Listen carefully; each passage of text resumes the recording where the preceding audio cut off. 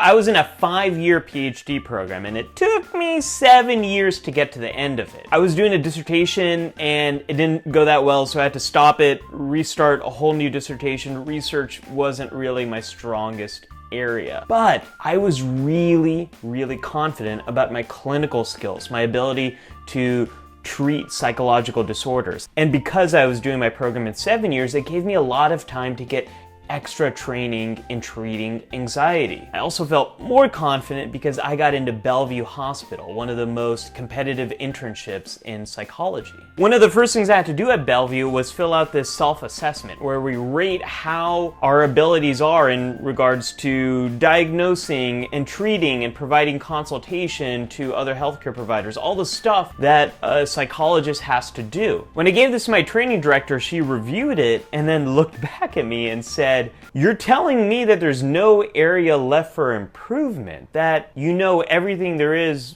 you need to know." And I told her, I feel pretty good about my skills, I just need to refine them, but I think I'm kind of good. She looked back at me and said, "We're gonna make sure you get some new experiences here at Bellevue. Get exposure to things that you've never done before." The year started out really well. My first rotation was an inpatient unit. I'd done something like that before. It was easy. But my second rotation was oncology and palliative care. And it was a little bit different. I'm used to working in psychology departments where your office has a couch, a couple of chairs. It's comfy, it's very cozy. Palliative care was on a medical unit. And my first day I walk into the unit and it's got that hospital smell, and there's all these buzzing sounds, and there's a nursing station, and there aren't really offices like I'm used to. And the first case I got was an individual who had recently had a surgery and was dealing with intense anger issues. So I thought, okay, I know what to do. I know how to help people who are struggling with anger. And I go in to do the evaluation, and the patient is behind this curtain, and I look around and there's nowhere for me to sit down. So I just sort of stand by his bedside, and when I'm looking at him, I'm distracted by all of these tubes that are going into his body. I've never really had a patient like that before. Every patient I've had has been well enough to walk into an office and walk out, but this individual couldn't do that. He was screaming out in pain throughout the evaluation, and about 45 minutes go by, and I get this weird feeling inside, and I'm thinking to myself, I must be experiencing anxiety. I know what to do with anxiety. You take some deep breaths.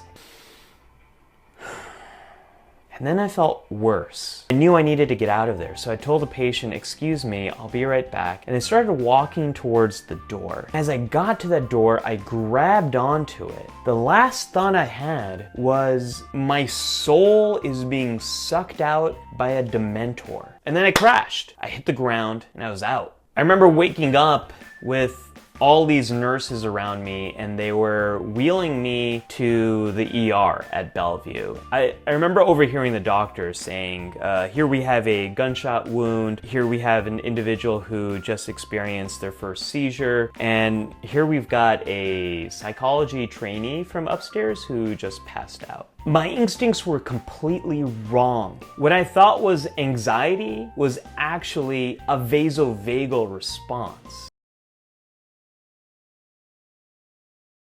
The deep breathing I did is the one thing you're not supposed to do in that situation because it lowers your blood pressure and it makes you more likely to faint. I experienced the Dunning-Kruger effect. We overestimate our abilities, especially when we're inexperienced at something. What sounds like arrogance or being cocky is usually ignorance and lack of experience. It turns out that humans are really bad at self-assessment. We often don't know what our blind spots are. The only way we can grow and get better is by embracing ignorance, by exploring situations we've never been exposed to, and then getting real, honest feedback from people who are more experienced than us. Otherwise, we get stuck. We're overconfident, we make mistakes, and we don't even realize we're making them.